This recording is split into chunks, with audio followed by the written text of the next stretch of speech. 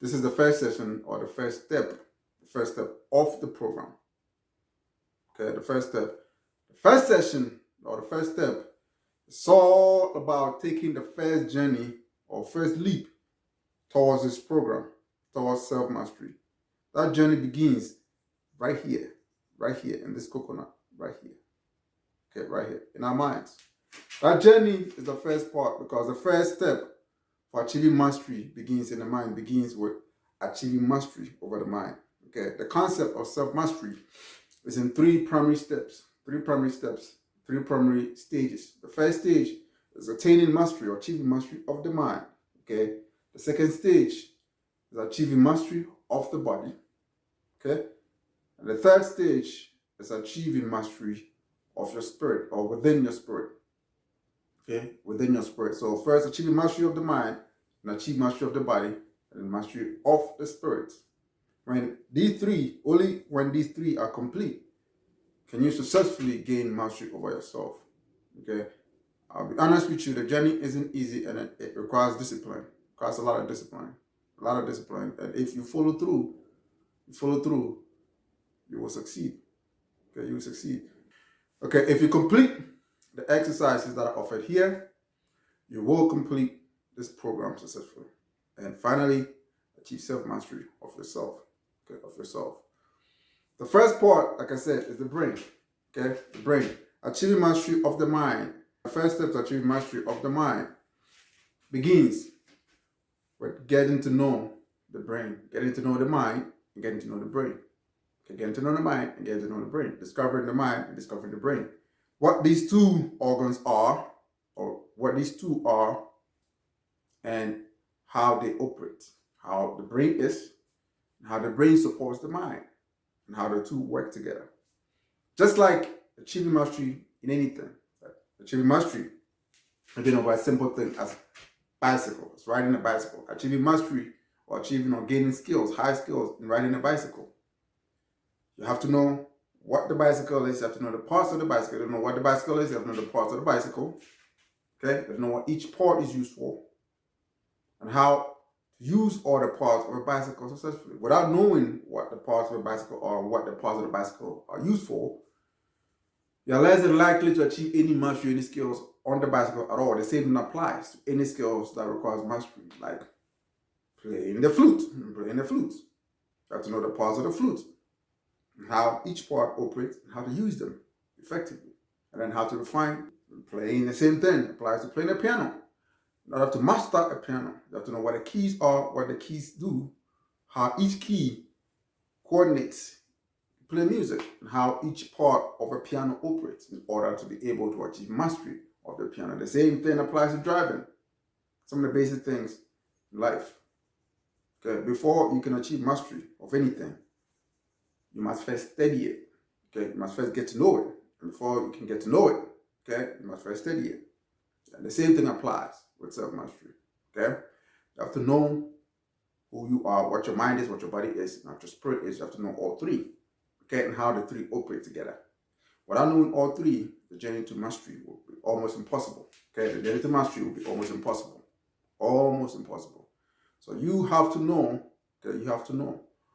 what your mind is, what your mind does, how your mind operates, and how to achieve mastery of your mind. And then you have to know how your body is, what your body does, how your body operates, and how to achieve mastery over your body, and then go through that process of achieving mastery over your body. And then you have to know what your spirit is, how your spirit operates, and how to achieve mastery over your spirit, and then go through the process of achieving mastery over your spirit. Okay? With the mind, and of these three, achieving mastery over the mind is the most important part, and the most difficult, the most challenging, because it is that part where most people at this time are weakest. Most people walking this planet today, the mind is where most people are weakest. Okay? And that is where we are going to begin, where I'm going to begin this course. In order to achieve mastery over the mind, you must first get to know the mind, understand the mind, know the functions of the mind, and how to refine your mind, and how to fine-tune your mind, how to use your mind. And then go through the exercise of achieving mastery of this coconut. Okay, the first step, I said, is to study the brain. To study the brain. So the following course is a short course on the basics of the brain, what the brain is, the basic components of the brain, the parts of the brain, and how the parts of the brain functions. Okay, because without knowing what the brain is, the brain, the organ that houses the mind, it's almost impossible to reach the mind. Okay, so learn about the brain. Okay, learn about the brain, what the brain does, and the parts of the brain, the different and various parts of the brain, and memorize them. Do as much as you can to memorize them. If you cannot memorize them, then I suggest you get a picture, a poster with an anatomy of the brain in your room or in a place where you spend a lot of time. Okay, and study it. You can even get it on your phone. Okay, you can even get it on your phone and study it. Study it. Getting to know your brain is a very, very important step to achieving mastery of the mind, because without knowing the parts and components of your brain and how they operate, it will be almost impossible to gain any significant ability of your mind. It's very, very important. Okay, most people walking this planet today have almost no clue what's in their heads. No clue. Most people don't know what the mind looks like, what the brain looks like, and the components of the brain. People operate right now as zombies, robots, completely disconnected from their own bodies, from their own essence. So it's very, very, very important. Very, very, very, very, very important step. Okay, I say the most important step to achieving self-mastery is getting to master this coconut. And the most important part of mastering this coconut is being able to study the brain, being able to know the brain, being able to know the parts of the brain. Okay, regardless of how difficult it may seem, it is very, very important that you get to know this coconut. You get to know what is in your head, your own head. You get to know how it looks like, what the different parts are, and what the different parts does. How the different parts in your head operate together.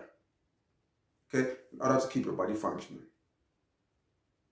Very, very, very important. So here's a video that teaches you about the basics of the brain. Okay, so this is a tutorial on the parts of the brain. This is just a tutorial to sort of orientate yourself with regard to structures of the brain. So we'll start off by looking at the brainstem. So first of all, I'll just point out what we're looking at here. We're looking at a side view of the brain. Anterior is this side, posterior is this side, and obviously superior and inferior. So you can sort of see the brain, how it sits there. So I'm just going to rotate it around and we'll take a look at the brainstem. So I've just removed some of the nerves to make it a bit more clearer. So the brainstem is this bit here, and it consists of three parts. You've got the medulla oblongata, the pons, and the midbrain. So the medulla oblongata is this bit here, which is most distal or most inferior, and it starts at the end of the pons and it ends where the spinal cord begins. So the spinal cord begins at the opening of the skull, at the foramen magnum, and this is where the medulla oblongata ends. So just above it you've got the pons, which is this bit here, and above the pons you've got the midbrain. So what I'm going to do is just isolate the brainstem. So I've just removed all the other structures. We're looking at the exact same view. You've got the medulla at the bottom, the pons and the midbrain above it.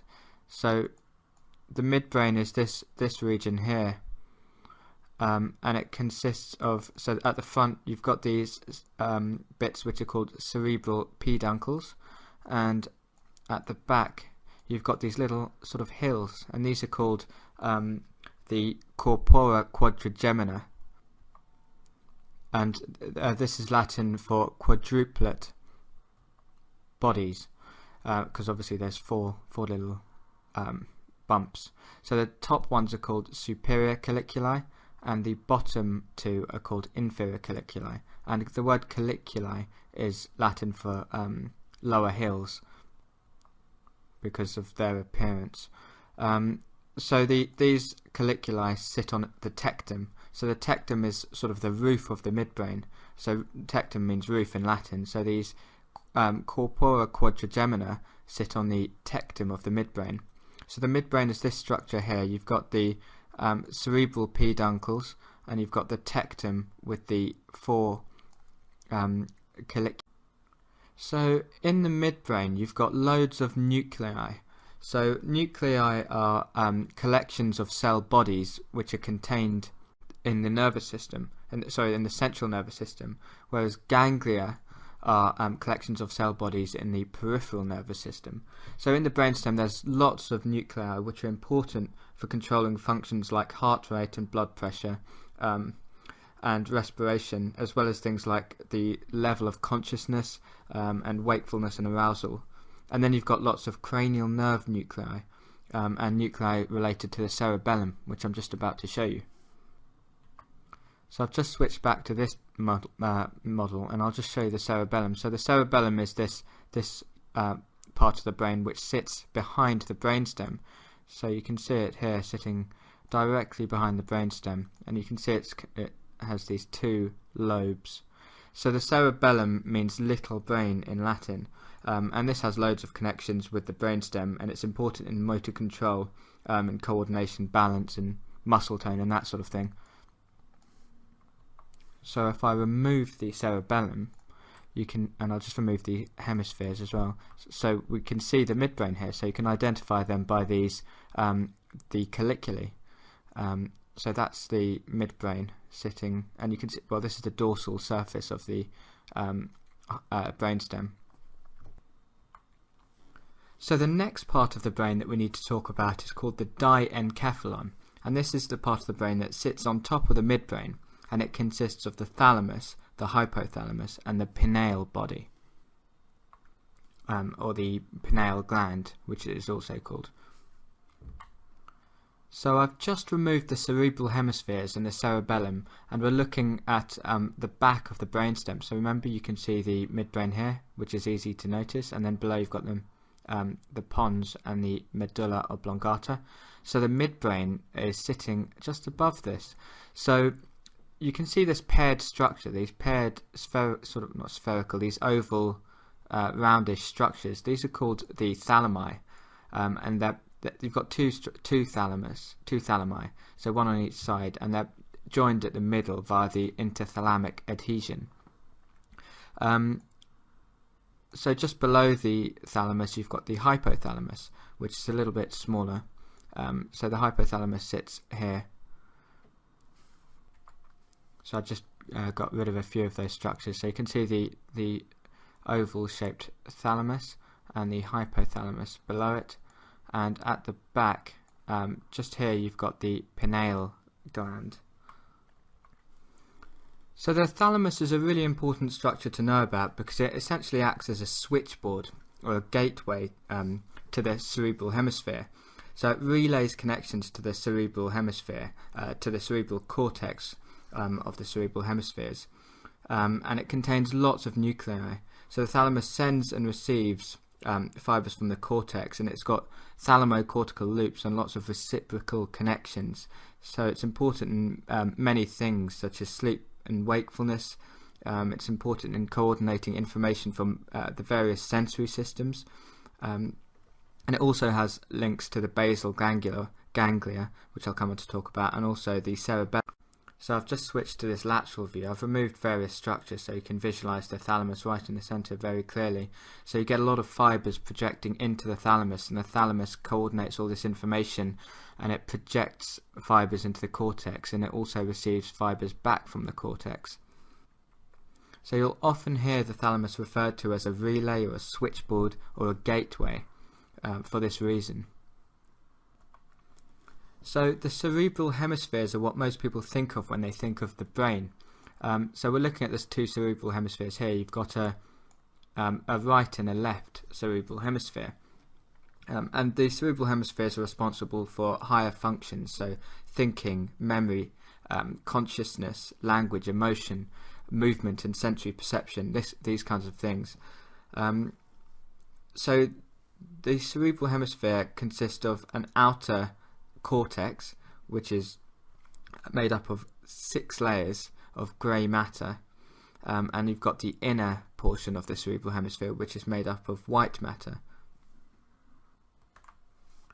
So I'm just going to rotate the brain around, and I'm going to switch to a diagram to illustrate the cerebral cortex. So if we take so imagine just cutting the brain through this axis here. So directly, we're going to take a slice of the brain down here. So we're looking at this cross section of the slice we've just taken. So this is a coronal section. And what I wanted to show you on this slice is the cerebral cortex. So the cortex is the outer part of the cerebrum, and it is grey matter. So you can see this thin bit on the edge of the cerebrum. This is the cerebral cortex, and it consists of up to 6 layers of neural tissue. So the neocortex is where the cortex has 6 layers. Any other parts with less than 6 layers are referred to as the allocortex, and this allocortex can be subdivided into an archicortex and a paleocortex. So these are parts of the cortex with less than 6 layers. But the neocortex is the one to remember, because this is the newer, sort of evolutionarily newer part of the cortex, and is responsible for higher functions like language and conscious thought. So the neocortex has 6 layers. So just looking at the outside of this cerebral hemisphere, you can see that there's these grooves, and you've got ridges. So the ridges are called gyri, and the grooves are called sulci. And you've got lots of these different grooves and ridges, as you can see, and they all have different names. But 2 important ones to remember are the central sulcus, which I'm showing you here with the arrow, and the lateral sulcus. And I'll do another tutorial which goes through all these different grooves and ridges.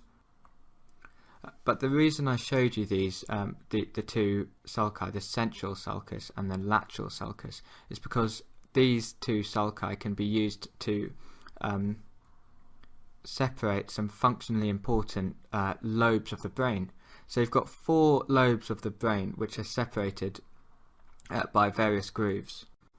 So anterior to the central sulcus, which I'm drawing along here, you've got the frontal lobe, because it sits behind the frontal bone of the skull. So this is the frontal lobe that I've outlined in red. Posterior to the central sulcus, you've got the parietal lobe, and this runs like this. So I'm outlining this in yellow. And this is called the parietal lobe because it lies under the parietal bone. And inferior to the lateral sulcus, which I'm drawing on in green, we've got the temporal lobe. So I'm just outlining the temporal lobe here, and it runs like that. And right at the back we've got this lobe here called the occipital lobe, which I've just outlined in blue. So this is quite a rough illustration of the 4 lobes, but I wanted to show you that how the central sulcus and the lateral sulcus are important in defining these different areas. So anterior to the central sulcus you've got the frontal lobe, posterior to it you've got the parietal lobe, and then you've got the lateral sulcus, which inferior to the lateral sulcus you've got the temporal lobe. So the frontal lobe is important in decision making, problem solving and planning. The temporal lobe is important in memory, language, emotion and hearing, and the parietal lobe acts as a sort of integrator of sensory information, so it receives and processes sensory information, and the occipital lobe sitting at the back is responsible for vision. So that's a very crude overview of their functions, but it gives you an idea that different lobes have different functions. So the cerebral hemispheres cover a lot of other stuff that's contained within the brain. So you can't see here the midbrain or the diencephalon, which I showed you, but there's also other things contained with it, other structures in the brain which we need to know about. So I'll just remove the cerebral hemispheres. So what we're looking at now is some of the stuff that's contained within the hemispheres. So I'll just show you what I did here. So we're looking laterally at the brain. We've got the cerebral hemispheres, we've got our cerebellum, and we can see the medulla and the pons from this lateral view. So I'll remove the left cerebral hemisphere, and we've got these structures that are contained within it. So you can see that the hemisphere was here and I've removed it, and we're looking at these structures inside the brain. So I'll get rid of that one as well. So I'll just show you some familiar structures. So you can see the thalamus on either side, so the thalami. You can see the hypothalamus, and if I remove the cerebellum, you can see the midbrain with the colliculi sitting on the tectum.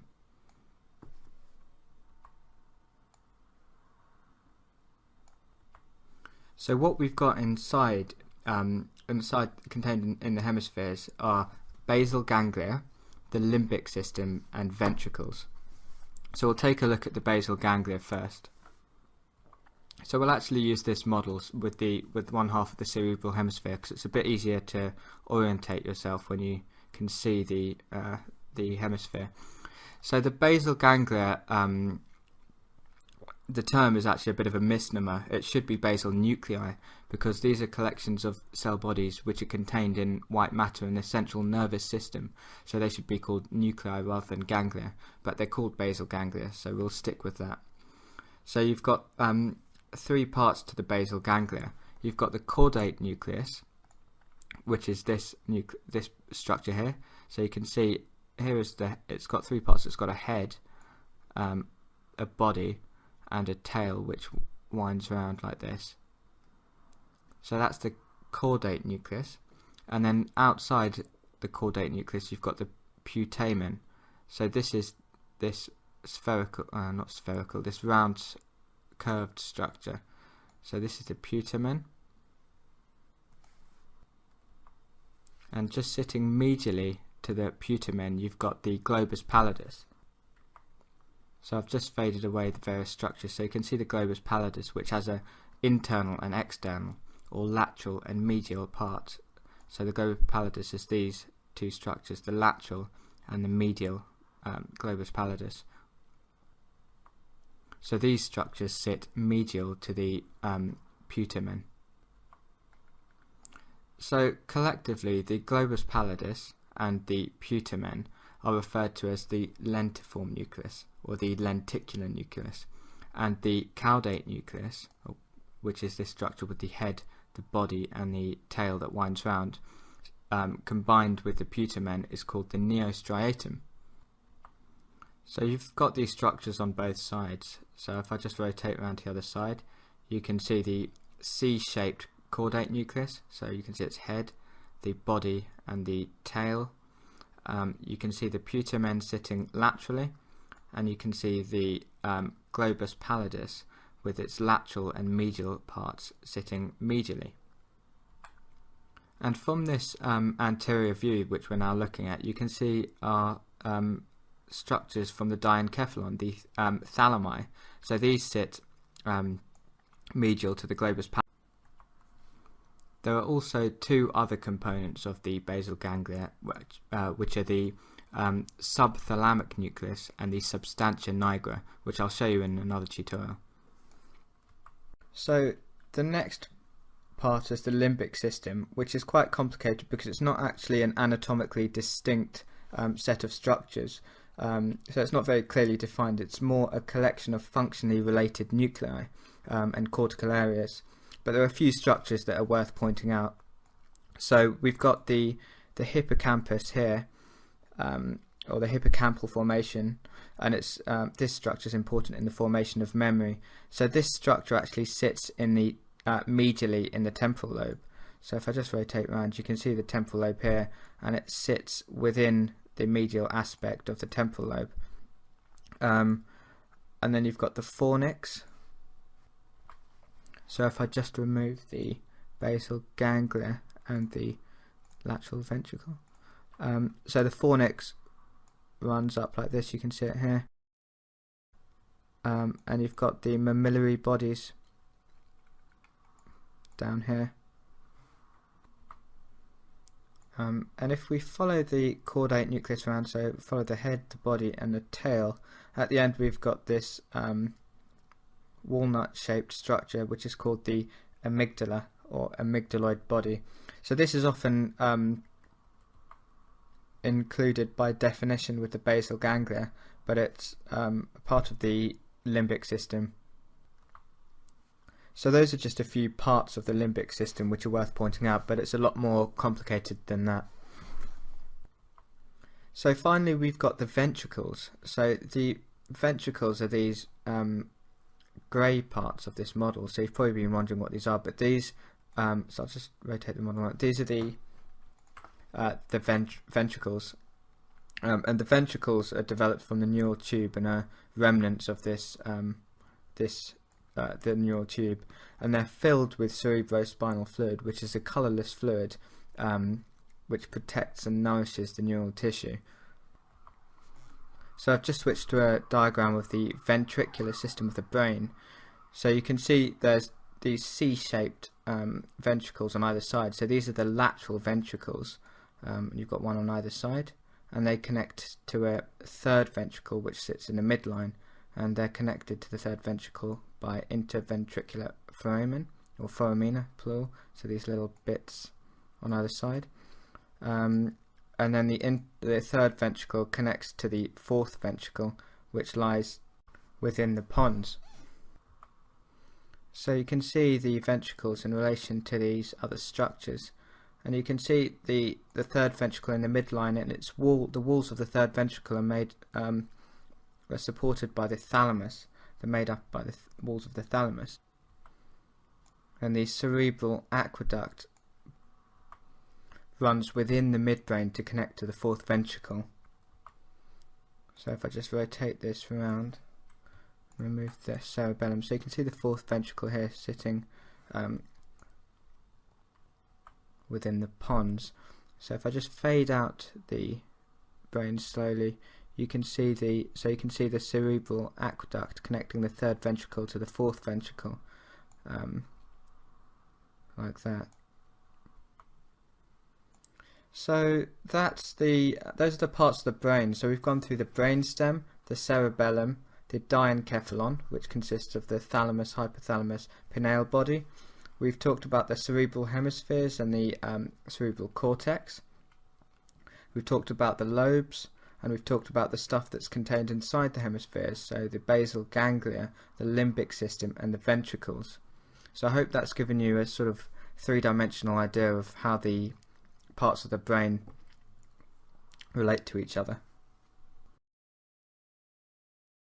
Upon successful completion of studying the brain, the next step for you along this journey is to get to know the mind, okay, to get to know the mind and how the mind fits in with the brain, okay, how the mind fits in with the brain and how the two together operates in order to allow your body to function, okay.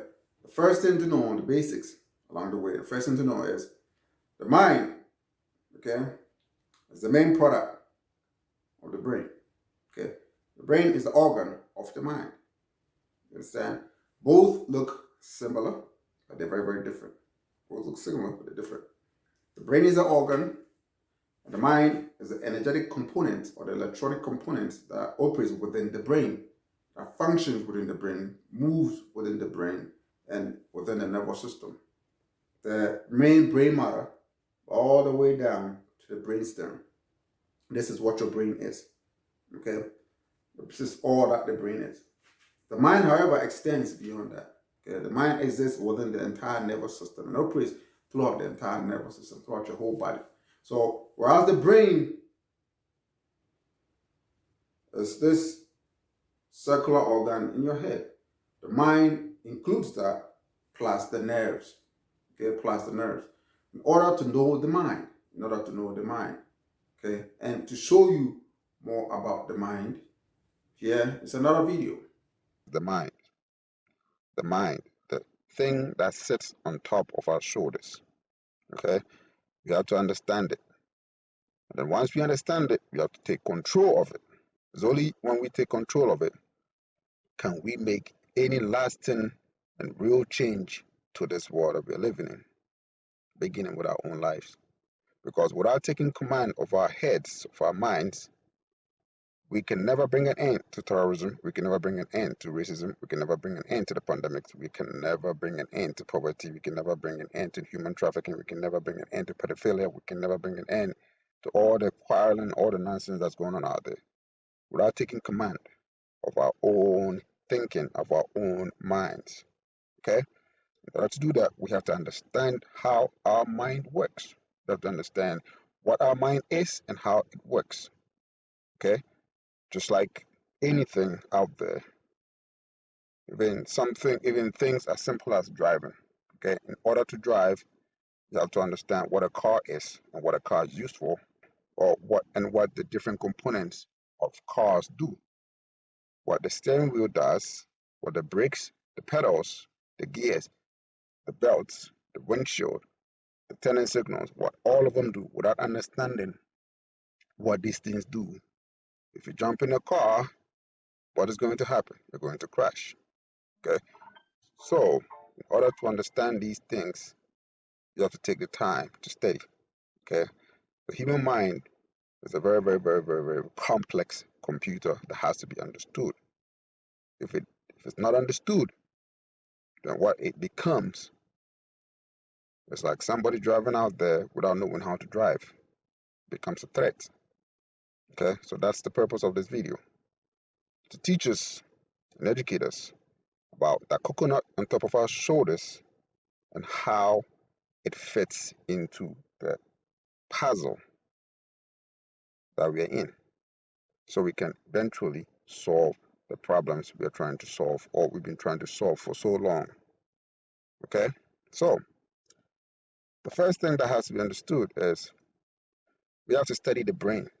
Okay, we have to study the brain. In order to understand the mind, we must first study the brain. Okay, in order to study the mind, we must first, in order to understand the mind, we must first study the brain. Okay, in order to first to gain access to the mind, we must first study the brain. Okay, and I've collected these videos to help us understand what the brain is. Okay, to help us understand what the brain is, because the brain is the vehicle in which the mind exists, or it is the temple within which the mind exists.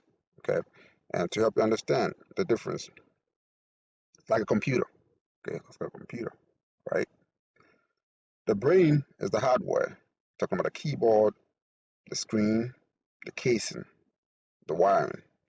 That's what the brain is. And the mind is the software. It's like the Microsoft or the Mac, the software that actually allows the computer to function. Okay, without each other, they can't work. Without the hardware, the software exists, but it is without form. So whatever form it is outside of a computer, but it cannot be used.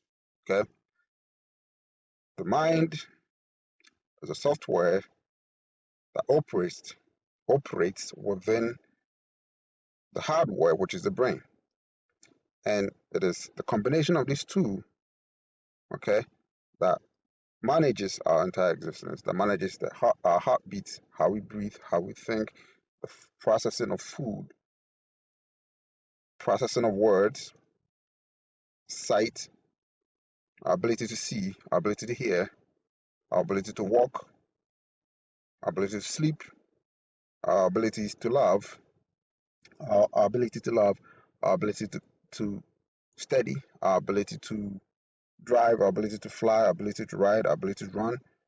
The mind and the brain together allows us to do these things. Without the two, these things will be impossible. What will happen is the body will be like a vegetable, just a plant, just lying there, not moving. It may be able to function, but it will not be able to do anything. It will just be lying there without the brain and the mind. So the brain and the mind together form the command center of our reality, of our existence, life. And in order to understand life, we must first understand these two. That's the purpose of this video, to help us understand these two, the brain and the mind. So watch the videos on the brain, watch the videos that I've put together for you so you can understand. Okay, so moving forward, we can do the work, because to bring an end to the pandemic, to bring an end to racism, to bring an end to terrorism, to bring an end to all the foolishness out there, we have to understand how our mind works and how our mind fits into the picture and the role that our mind is playing in all of this. okay, and the importance of taking control of our own minds. All right, study, do your own research to learn as much as you can on your own, but look at what I've put together for you. Take notes, okay, and then after you've studied and understand, to take command of your mind, take command of your thinking, take command of your own life, your own existence. So moving forward, we can intelligently address and coexist, interact with each other, and not keep acting a fool and breaking over a bunch of nonsense. Okay? So with that said, I'm thankful that you're here. I'm grateful that you're here. So steady. Let's get this work done. Throughout the week, repeatedly study this information in order to ingrain it in your mind. Okay, in order to ingrain it and to get understanding. Okay, because this is very, very important, very important piece of the journey to self-mastery. Getting to know your brain. Now, the next step after learning about the brain and the mind, the next step before you is for the rest of this week, for the rest of the week, the next 7 days. Okay, the next 7 days. What is in front of you is this. This is the assignment for you for the next 7 days. Okay? Very important. For the next 7 days, what you have to do is you have to study the brain. Okay? Study it and attempt to memorize as many parts of the brain as you can. Okay? As much of the information that is in this context that you have accumulated, as much of the information that you've been given now, study them in order to remember as much of it as possible. Okay, that is very, very important. Study the brain, try to remember as much of the brain on your own as possible. Okay, study the brain and try to remember as much of the brain as possible on your own. Okay, study the mind and try to remember as much of all that you can learn about all that you've learned so far about the mind as possible for the next 7 days. This is your assignment. Okay, very, very important step for this journey to be successful. Okay, for the next 7 days, learn as much as you can by studying the brain, buying anatomy maps if you can. The more you study, the better, because knowing the parts, components, and uses of your brain and your mind are very, very key, very, very important keys. Okay, for going through this process. Very, very important. Knowing what's in your head, like I said, is one of the most important steps. Okay, it's the most important step, actually, the most important step towards achieving mastery over this. Okay, to achieving mastery in your head, achieving mastery, the seed to eradicating all forms of mental illness. Okay, once you learn about your brain and your mind, then we can continue. Okay, we can continue. Another thing to remember, when you're studying your brain and your mind, your brain automatically recognizes that. Okay, recognizes that, and it will activate things within you that will actually help you along the process even more and guide you. Okay, guide you further. This process also begins another process that occurs behind the scenes. This process begins to repair your brain. When you study the mind, when you start studying your own mind, start studying your own brain, okay, your brain and your mind, the process initiates a series of events within you that begin to repair anything that is there, because part of the work that leads to mental illness is complete neglect of this coconut here, complete neglect. And that's your return to learning and studying your own mind. Your body recognizes that and kind of thanks you for it by repairing things that are broken in your head. And as you continue that quest, as you continue to study, you see that your brain capacity, your mind capacity begins to get a boost or begins to improve. Your intelligence will begin to improve automatically as you study your brain and your mind and how the two operate. Okay, so for the rest of the next 7 days, your assignment is to sit down and study as much as possible and try to spend all the 7 days, because don't want to rush through this course too much. If you're already aware of the brain, the mind, and the brain, okay, of the brain and the mind, you're already aware, you already know the parts of the brain and the mind, good for you. Then you can take the next course, or you can take the second session, Okay, and I'll release that along the week. But since this is the beginning of the course, and I'm running this course in tandem with other programs, so it might be a little patient with me. Okay, be a little patient with me. I'm running this course in tandem with other programs, so be patient with me. As we go through this week, okay, I'll release the second session, and as I continue to monitor those who are studying at least the first session, once I'm convinced that enough people are embracing this course, then I'll proceed to release the rest as we proceed through the rest of the year. Okay, this course is designed to guide us out of the mess that we're in, and it is designed to help combat a lot of the drama that we're seeing out there in the world, because it is when we are sound mentally, can we become sound emotionally. Very, very important that we align with that work. Okay, my quest here is to contribute to the healing that we need at this time. Okay, beginning with this coconut upon our shoulders. So with that said, I live with peace. Okay, love and light. I live with peace, love and light. I look forward to the successful completion of this program with all of you. One love. Okay. This is an introduction to the second course, the second session of my self-mastery course. And this introduction precedes the actual course. Okay? The actual course, so you understand. Now, for the second session, what I'll be offering after studying the brain and the mind and getting to understand the brain and the mind and its functions, the second session, a series of exercises. The second session involves a series of exercises and things that you can do, okay, in order to first break any holds, any chains that have been programmed into your heads. Okay, the first session is to teach you about the brain and the mind and help you understand how the brain and the mind work and function together.